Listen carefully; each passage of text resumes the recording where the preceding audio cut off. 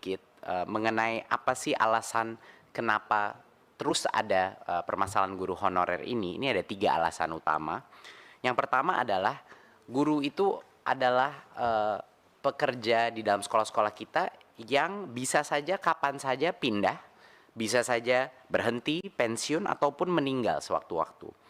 Jadi ini tidak bisa, sekolah-sekolah itu tidak bisa mengganti karena harus menunggu rekrutmen guru ASN secara terpusat. Jadi ini suatu hal yang sangat sedikit berbeda ya, di mana di siklus di sekolah itu ada kebutuhan guru yang real time, yang terjadi secara berkala, tetapi rekrutmen guru itu dilakukan secara gelondongan per tahun. Jadi ini menurut kita suatu masalah yang akan selalu menyebabkan kebutuhan guru secara tiba-tiba di dalam sekolah yang ujung-ujungnya pasti akan terpaksa merekrut honorer misalnya. Dan ini harus kita selesaikan dengan mekanisme. Permasalahan kedua adalah perekrutan ini dilakukan secara terpusat karena adanya kekhawatiran bahwa jumlah dan kompetensi guru itu tidak sesuai kebutuhan. Dan sebenarnya kalau kita sudah punya data dari setiap sekolah, seharusnya yang mengerti kebutuhan rekrutmen itu harusnya kembali lagi kepada sekolah. Mereka yang membutuhkan, dan tentunya pemerintah pusat dan Pemda bisa mengawasi berdasarkan jumlah murid dan jumlah kapasitas berapa sih sebenarnya guru yang dibutuhkan di masing-masing sekolah. Nah, karena perekrutan ini dilakukan pusat, makanya terjadi siklus-siklus yang tidak sinkron dengan masing-masing sekolah. Dan permasalahan ketiga tentunya yang sudah kita alami beberapa kali adalah Pemda tidak mengajukan formasi guru ASN yang sesuai dengan kebutuhan yang data dari pusat gitu. Dari jumlah murid, data dari Dapodik, karena berbagai macam alasan. Jadi ketiga permasalahan ini mendorong pemerintah pusat untuk mencari solusi. Dan alhamdulillah setelah kira-kira 6 bulan diskusi bolak-balik di antara 4 kementerian, Kemendikbudristek, Kemenq, Kemdagri, dan Kemenpan-RB, kami akhirnya sudah merucut kepada suatu solusi. Harapannya ini menjadi solusi permanen yang akan diimplementasi di tahun 2024. Ada 3 pilar daripada solusi permanen ini. Yang pertama adalah konsep marketplace untuk guru, ya, konsep talent pool untuk guru, di mana akan ada suatu tempat di mana semua guru-guru yang boleh mengajar masuk ke dalam suatu database yang bisa diakses oleh semua sekolah di Indonesia. Pilar kedua adalah pola perekrutan yang tadinya itu dilakukan secara centralized di pusat, yang sekarang akan diubah menjadi real time. Perekrutan itu dilakukan langsung oleh sekolah, jadi mereka bisa melakukannya kapan aja. Dan yang ketiga adalah memastikan bahwa kalaupun kita sudah membuat suatu marketplace atau bisa dibilang pasar talenta untuk setiap sekolah, tetap saja pasti akan ada sekolah-sekolah yang kebutuhan guru dan tidak ada guru-guru yang ingin diposisikan di sekolah itu. Jadi itu adalah masalah ketiga kita, dan solusi kita adalah merubah sistem insentif untuk memastikan bahwa sekolah-sekolah di mana tidak ada minat untuk mengajar itu benar-benar terisi. Jadi ini 3 pilar solusi kita Bapak Ibu. Sekarang kita masuk kepada pilar yang pertama dulu, mengenai marketplace untuk guru ini. Marketplace untuk guru adalah suatu database yang nanti akan didukung secara teknologi, di mana semua sekolah ini bisa nanti mengakses siapa sih saja yang bisa menjadi guru dan siapa yang saya mau undang untuk menjadi guru di sekolah saya. Siapa aja yang akan masuk ke dalam marketplace ini? Yang pertama adalah guru-guru honorer yang sudah lulus seleksi. Ya, mereka yang mengikuti seleksi untuk menjadi calon guru ASN. Nah, seleksi ini pas mereka sudah lulus, itu pasti grade, mereka akan masuk ke dalam database ini. Yang kedua yang akan masuk marketplace ini, talenta pool talenta ini, adalah lulusan PPG Prajabatan. Ini guru-guru baru yang sudah lulus PPG, dan mereka akan juga masuk ke dalam marketplace terintegrasi ini, ya.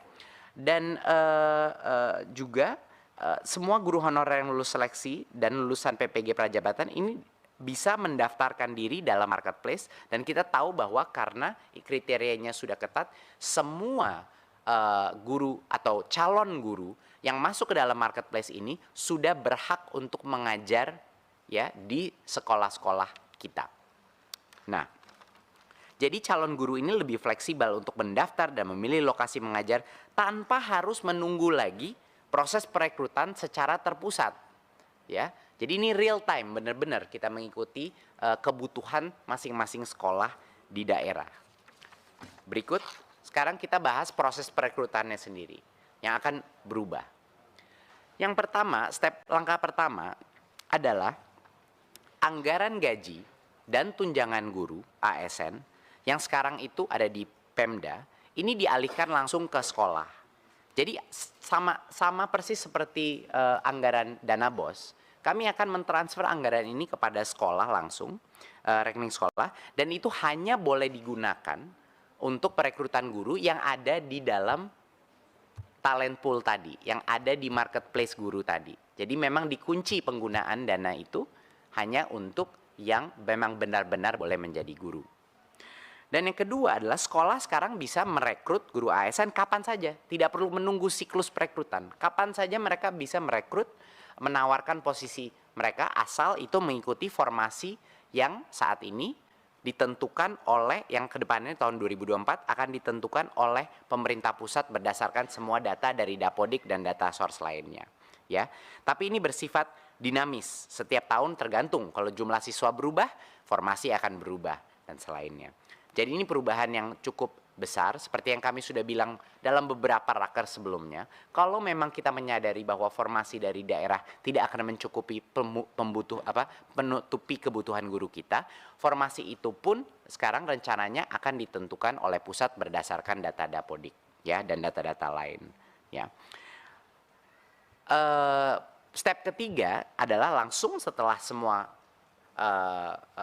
talenta pool itu sudah jadi dan sekolah bisa mengakses, anggaran sudah ditransfer ke sekolah, perekrutan itu dilakukan melalui platform teknologi ini. Jadi setiap sekolah, setiap kepala sekolah bisa memastikan untuk merekrut guru yang berkompetensi, dan ini dikunci, sekali lagi ini yang penting. Kita kan mau mengatasi masalah honorer ini secara permanen, Bapak Ibu. Artinya dana yang ditransfer ke sekolah itu hanya boleh diberikan kepada calon-calon guru yang ada di dalam database tersebut. Di luar itu tidak boleh dilakukan transfer. Ya, di luar itu akan ada pelanggaran, sehingga dengan adanya sistem marketplace seperti ini tidak ada lagi opsi untuk menggunakan anggaran untuk bisa merekrut guru honorer lagi karena sudah ada marketplace terbuka.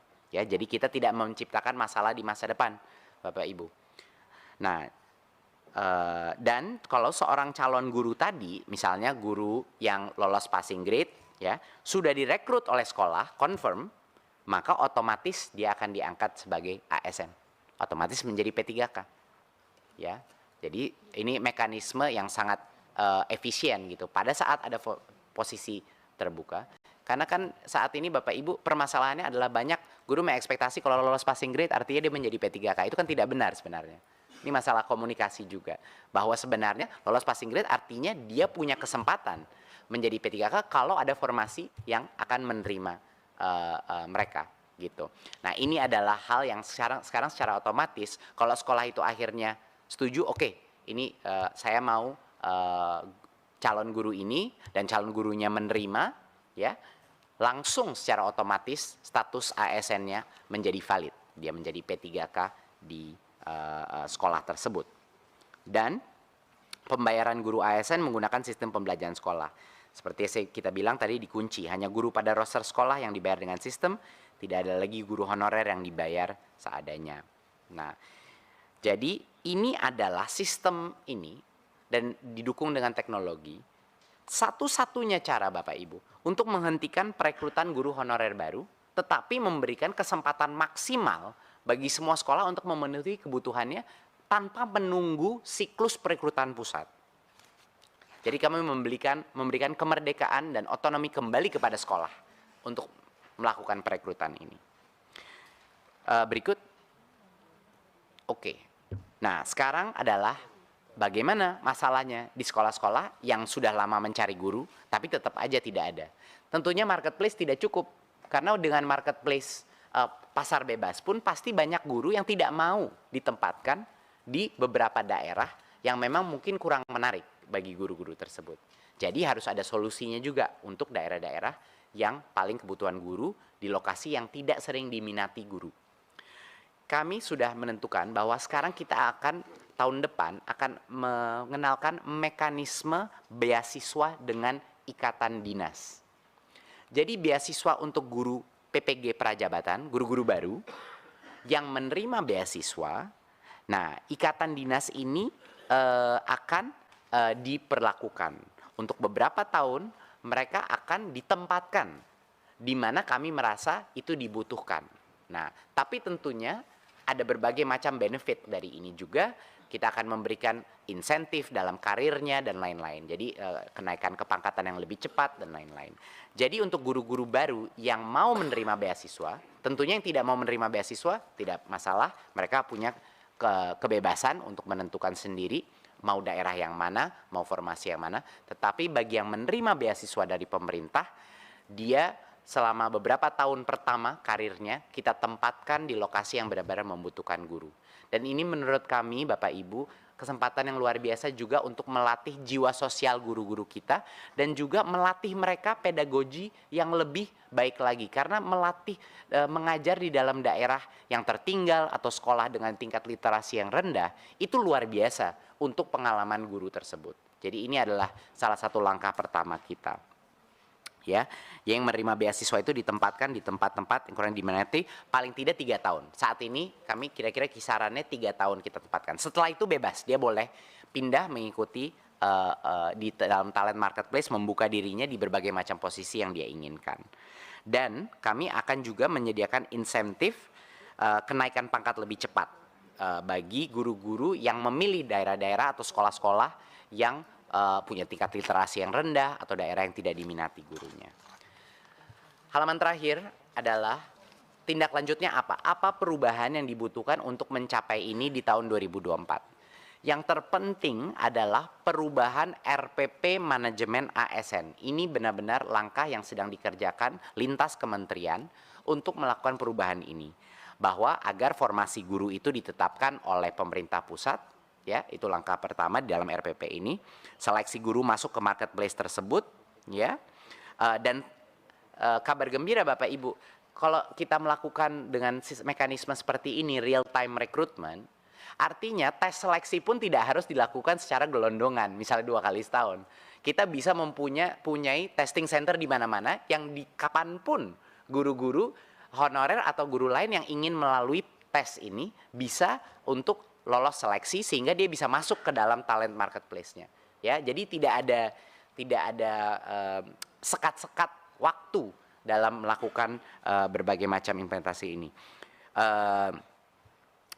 Ya, seperti yang saya bilang tadi. Jadi ini RPP manajemen ASN ini yang sedang dikerjakan lintas kementerian. Dan yang kedua, perubahan terbesar yang harus dilakukan adalah DAU grant kepada yang spesifik untuk pembayaran guru P3K yang ditransfer langsung ke sekolah. Ini mekanisme sama persis seperti dana BOS, tapi yang ini dilakukan DAU. Kalau dana BOS DAK.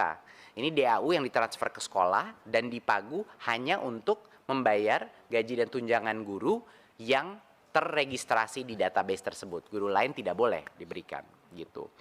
Dan ini tentunya akan rekening terpisah dari dana BOS biar dari sisi pemantauan akan jauh lebih mudah.